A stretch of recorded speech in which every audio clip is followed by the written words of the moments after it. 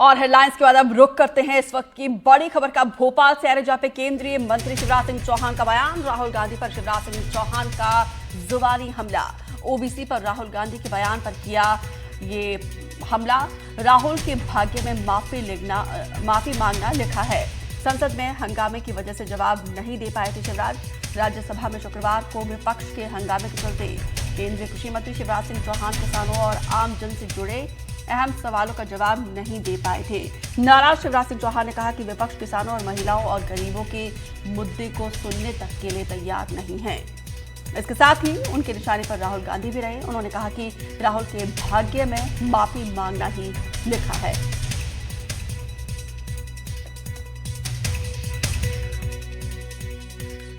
राहुल जी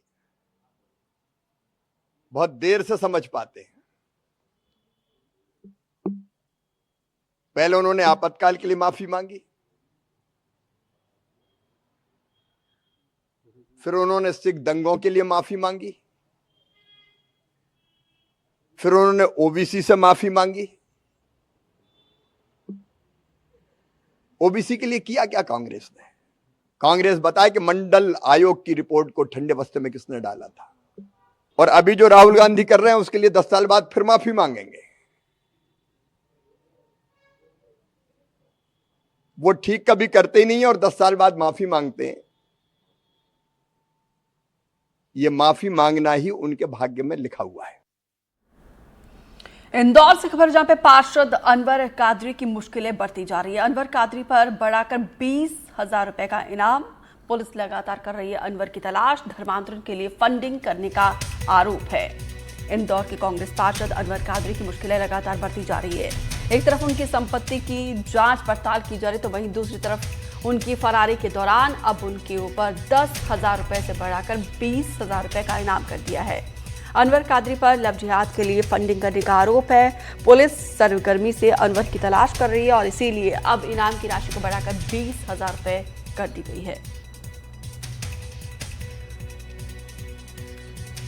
बाड़गंगा थाना क्षेत्र के अंतर्गत दो केसेस रजिस्टर्ड हुए थे जिसमें दुष्कर्म का मामले सामने आए थे और इसमें मुख्य आरोपी को अरेस्ट कर लिया गया था। इसमें जो आपराधिक षड्यंत्र का आरोपी था अनवर कादरी, वो 2 केसेज में वांटेड था। तो उसमें डीसीपी जोन 3 सर के द्वारा उसमें इनाम 10,000 रुपये का किया गया था उसकी गिरफ्तारी के लिए। उसके बाद इसके इनाम को बढ़ाकर 20,000 रुपये का कर दिया है। जो additional CP law and order Shri Amit Singh sir के द्वारा उनके द्वारा अनवर कादरी की गिरफ्तारी पर 20,000 रुपये का इनाम कर दिया गया है। और इसमें साथ ही जो व्यक्ति इसकी जानकारी देगा उसकी जो सूचना करता है उसका नाम गुप्त रखा जाएगा। इसमें ऑलरेडी ये 2 केसेज जो वांटेड है प्लस NSA का वारंट भी इसका पेंडिंग है। तो कुल मिलाकर अनवर कादरी तलाश जारी है और 20,000 रुपये का इनाम उसको 10,000 से बढ़ाकर 20,000 का नगद इनाम की घोषणा कर दी गई है। एक तरफ सरकार बच्चियों और महिलाओं की भलाई और उनका जीवन स्तर सुधारने के लिए करोड़ों रुपए खर्च करने के दावे करती है। कुपोषण से बचाने के लिए सरकार तरह तरह की योजनाएं चलाती है, लेकिन कई बार धरातल पर तस्वीरें कुछ और ही नजर आती है। अब एक ऐसी तस्वीर ग्वालियर के भीतरवार इलाके से आई है, जो जन्मी लाडली बेटियां मध्य प्रदेश की पोषण योजनाओं की पोल ही नहीं बल्कि रोंगटे खड़े कर देने वाली तस्वीर है। इस लाडली बिटिया का नाम है प्रियंका आदिवासी, जो कि 2 साल 2 महीने की है। जिस उम्र में उनका वजन 12 किलो होना चाहिए था, उस समय उसका वजन 4 किलो 300 ग्राम है। मासूम और मायूसी बच्ची की हालत बता रही है कि सरकार के पोषण आहार योजना की कितनी सच्चाई है। 2 दिन पहले ही बच्ची को NRC भीतरवार में भर्ती कराया गया।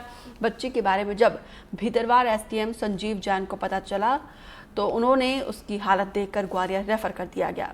परियोजना अधिकारी ओम प्रकाश सिंह का कहना है कि बच्ची के माता पिता 6 महीने से बाहर थे, इसीलिए बच्ची ट्रेस नहीं हो पाई। आपको बता दें कि स्वास्थ्य विभाग वर्तमान में दस्तक अभियान चलाया जा रहा है। खा रहे हो आप? दलिया। तो ये दलिया कब से मिला है आपको? आज ही मिला। और अब खबर है MCBC, जहां पे जिले के मनेन्द्रगढ़ में प्राथमिक शाला बरकेला में शिक्षा व्यवस्था की लापरवाही सामने आई है। NDTV की टीम जब 3 बजे स्कूल पहुंची तो वहां पे एक भी शिक्षक मौजूद नहीं था। स्कूल परिसर में छोटे छोटे बच्चे बिना किसी निगरानी के खुले मैदान में पानी में खेलते हुए नजर आए। तो वहीं जिला शिक्षा अधिकारी ने भी स्थिति को गंभीर